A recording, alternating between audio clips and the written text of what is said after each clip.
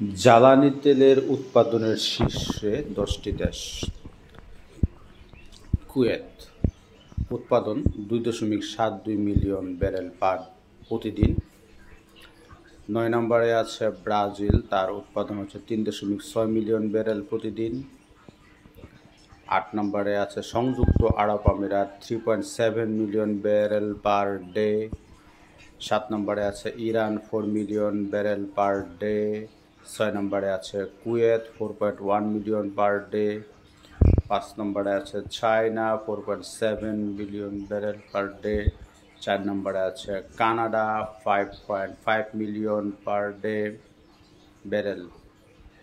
3 নম্বরে আছে Russia, 10.7 million barrel per day. 2 নম্বরে আছে Saudi Arabia, 10.8 million barrel per day. এবং নাম্বার 1 হচ্ছে ইউএসএ, তার উৎপাদন 13.4 মিলিয়ন ব্যারেল।